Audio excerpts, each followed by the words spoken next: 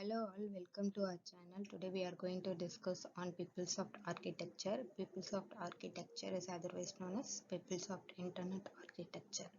So this slide will show you the basic flow of PeopleSoft architecture. So the browser sends the request to the web server, which transmits the request to the application server, which then generates the SQL to run on the database. So the browser will be sending the request in HTTP format, and the web server will generate the request in JOLT format to the application server, and the application server generate a SQL to hit the database to get the desired results. So there are various software and hardware elements in PeopleSoft architecture, that is a web browser, web server, app server, process scheduler server or batch server, and RDBMS. So web browser, the responsibilities of web browsers are the browser sends requests to the web server and also it receives response from the web server. So the request will be in HTTP format and the browser must be enabled with the cookies. So to access the PeopleSoft application, the cookies must be enabled. Otherwise, you cannot access the PeopleSoft application. The examples of web browsers are Google Chrome, Internet Explorer, and Safari. Only why the cookies must be enabled? Like with the help of cookies and sessions, the PeopleSoft authenticate the user in a secured manner, in encrypted manner. So that is why we need our cookies must be enabled in the browser whenever you need to access the PeopleSoft application. Next is web server. The web server transmits the request to the application server, and the PeopleSoft servlets on the web server sending the messages to the application server through Jolt. So the PeopleSoft server, usually the web container have this list of servlets, that is portal servlet, PS, IGW server, the report repository. So these are some of the servers which handles the request received from the web server and convert the request in a jolt jolt format, so that it communicate the uh, with the application server. So the examples of web servers are Oracle WebLogic and IBM WebSphere. The next one is application server. Application server is the core of PeopleSoft Internet architecture. It runs the business logic and submits SQL to the database server. So you need to establish the connectivity uh, with the database. So what you need to do in the application server must be installed locally to maintain the SQL connection with the RDBMS. So PeopleSoft uses Tuxedo. This is a middleware framework and a transaction monitor to manage the transaction between the application server and the database. So with the help of Tuxedo, it generates the SQL to hit the database to get the desired results.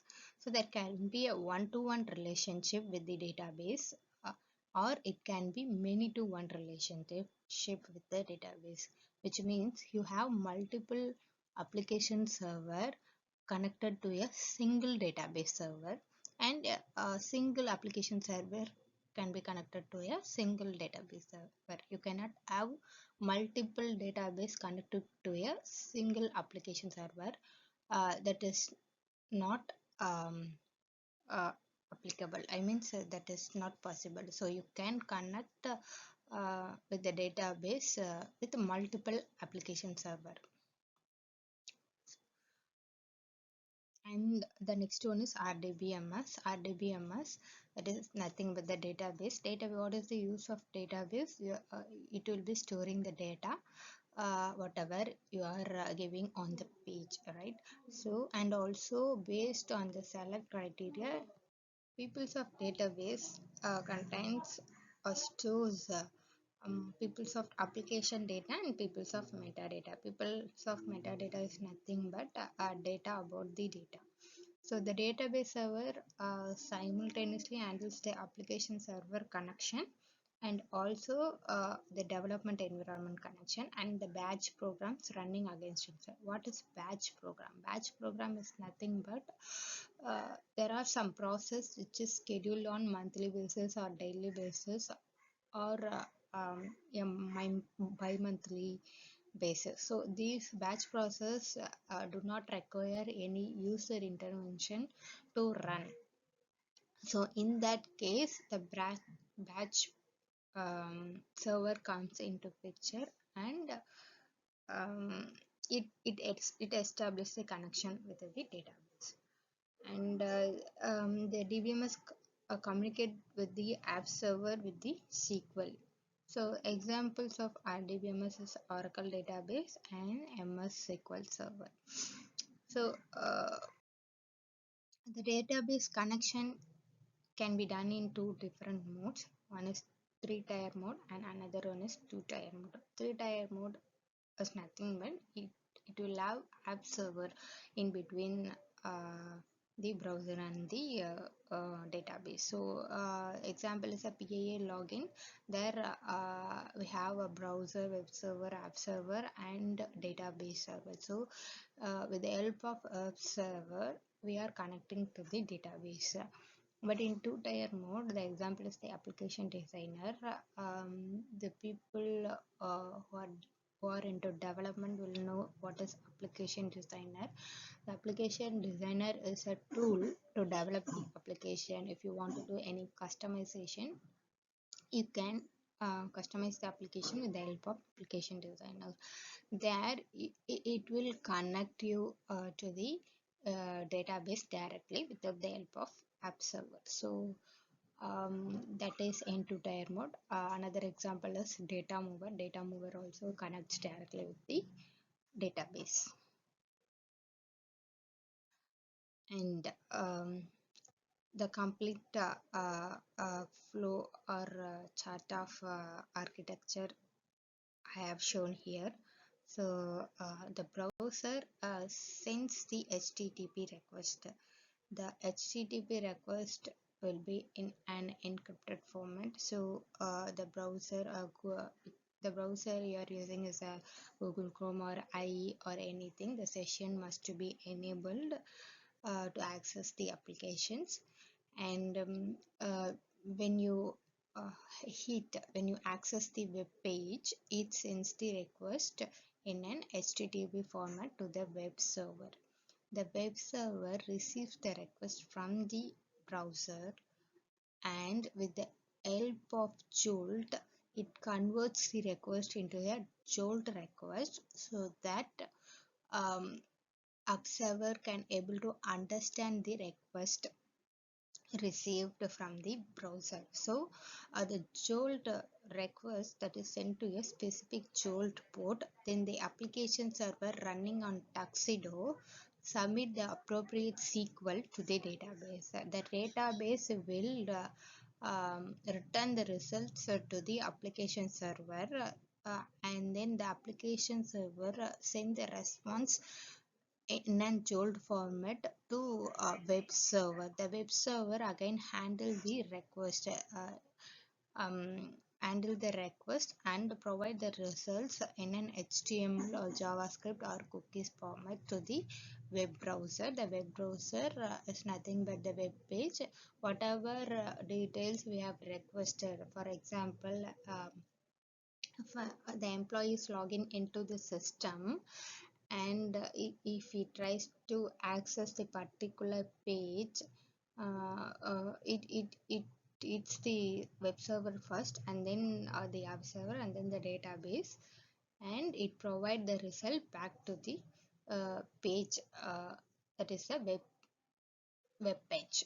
Okay, and then there is a connection between the batch server and database.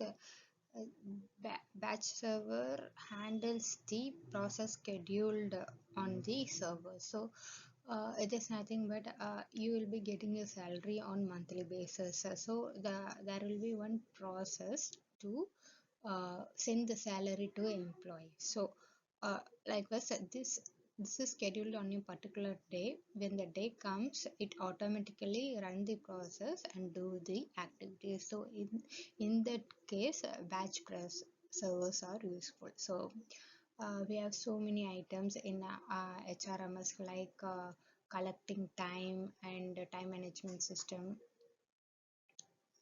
and the payroll. So many batch process are involved in the application. So for that, batch server will be useful.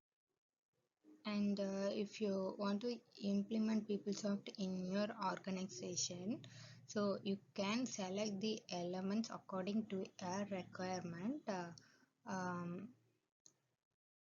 and you can proceed for PeopleSoft implementations. So these are the five, one, two, three, five elements you need to choose before implementing the application. So browser we have various option, and web server you have various option, and the database also you can have various option.